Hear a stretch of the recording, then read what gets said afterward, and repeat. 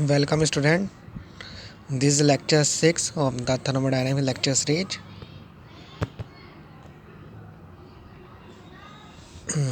Here we study thermodynamic equilibrium.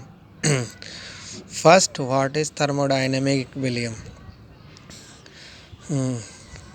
In thermodynamics, first thing is mechanical equilibrium, second is chemical equilibrium and thermal equilibrium. Mechanical equilibrium साम्य, equilibrium means साम्य, हिंदी में क्या बोलते हैं साम्य, यांत्रिक साम्य.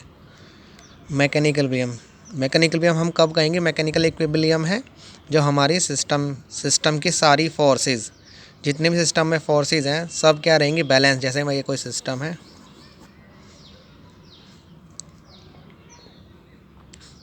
इसमें फोर्स एक ये है F1 F2 F3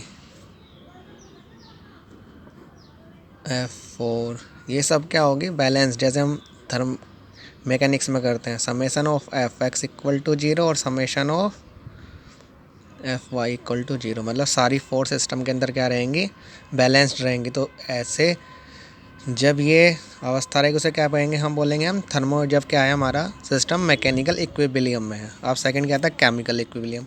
हमारा कोई सिस्टम है वो केमिकल इक्विलिब्रियम में कब होगा?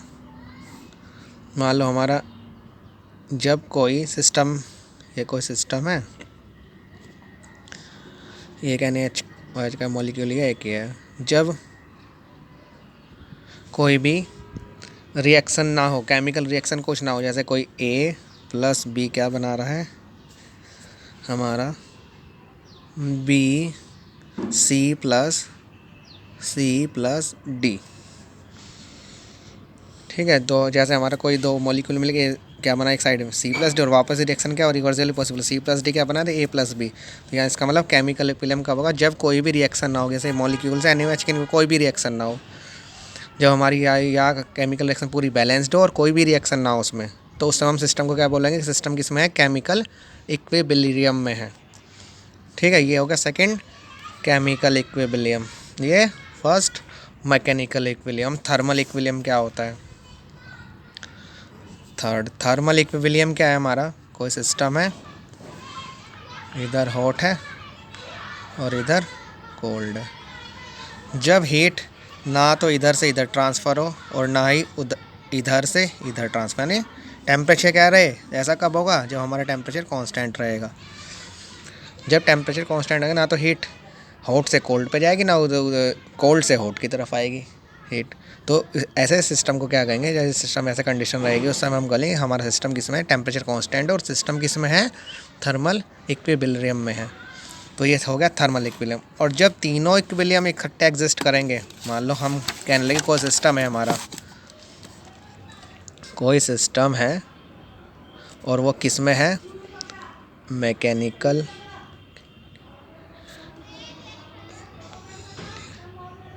ब्रियम में भी है, केमिकल में भी है और थर्ड हमारा थर्मल में भी. यदि कोई सिस्टम ऐसा हो जो तीनों इक्विलिब्रियम में एग्जिस्ट करे, यानी इसमें केमिकल इक्विलिब्रियम भी हो, मैकेनिकल इक्विलिब्रियम भी और थर्मल इक्विलिब्रियम, तो ऐसे को हम बोलेंगे सिस्टम किस में?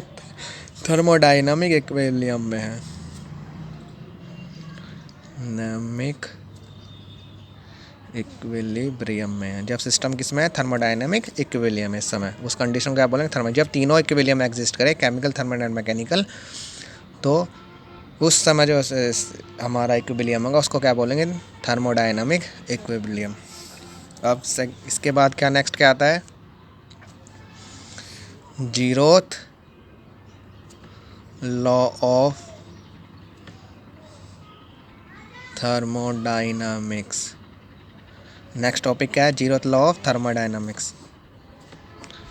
अब इसमें बहुत सिंपल लॉ है. हमने मान लिया तीन सिस्टम है, एक सिस्टम A है, एक सिस्टम हमारा B है और एक सिस्टम हमारा C है. हम कह रहे हैं कि ये सिस्टम क्या है? B सिस्टम के साथ थर्मोडायनामिक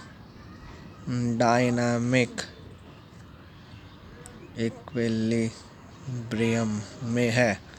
यदि A सिस्टम B सिस्टम के साथ थर्मोडायनामिक इक्विलिब्रियम में है, सिस्टम A सिस्टम C के साथ भी थर्मोडायनामिक इक्विलिब्रियम में है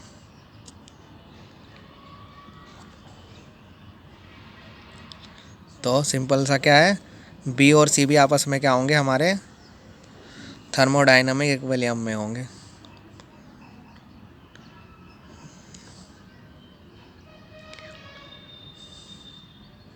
ठीक है, इसमें क्या सिंपल सा ला, यदि सिस्टम ए सिस्टम बी के साथ थर्मोडायनामिक इक्विलिब्रियम में, सिस्टम है सिस्टम सी के साथ भी थर्मोडायनामिक इक्विलिब्रियम में है, तो आपस में बी और सी में क्या रिलेशन होगा, दोनों भी आपस में क्या होंगे, थर्मोडायनामिक इक्विलिब्रियम में होंगे। तो यही क्या है हमारा जीरोथ लॉ ऑफ थर्मोडायनामिक्स। जैसे एग्जांपल क्या, मान लो सिस्टम का टेम्परेचर ए का क्या है 20 डिग्री सेल्सियस, एग्जाम्पल मान लेते हैं हम कह रहे हैं इसके साथ थर्मोडायनामिक इक्विलिब्रियम, इसका इसका टेम्परेचर भी क्या है 20 होना चाहिए, और हम कह रहे हैं ए सी के साथ भी थर्मोडायनामिक इक्विलिब्रियम, तो उसका टेम्परेचर भी क्या होना चाहिए 20 होना चाहिए। अब देखो क्या होगा, बी और सी का भी आपस में क्या होगा, थर्मल इक्विलिब्रियम, यानी टेम्परेचर क्या दोनों का बराबर है। देखो 20 इसका है और 20 इसका है, इसका मतलब यदि हम बोलें कि सिस्टम ए सिस्टम बी के साथ थर्मोडायनामिक इक्विलिब्रियम में है और सिस्टम ए सिस्टम सी के साथ भी थर्मोडायनामिक इक्विलिब्रियम में है, तो सिस्टम बी और सिस्टम सी क्या होंगे, आपस में भी थर्मोडायनामिक इक्विलिब्रियम में होंगे। यही क्या है जीरोथ लॉ ऑफ थर्मोडायनामिक्स। और इस लॉ से हम क्या है टेम्परेचर मेजरमेंट भी करते हैं। ठीक है, अब नेक्स्ट टॉपिक नेक्स्ट वीडियो में पढ़ेंगे।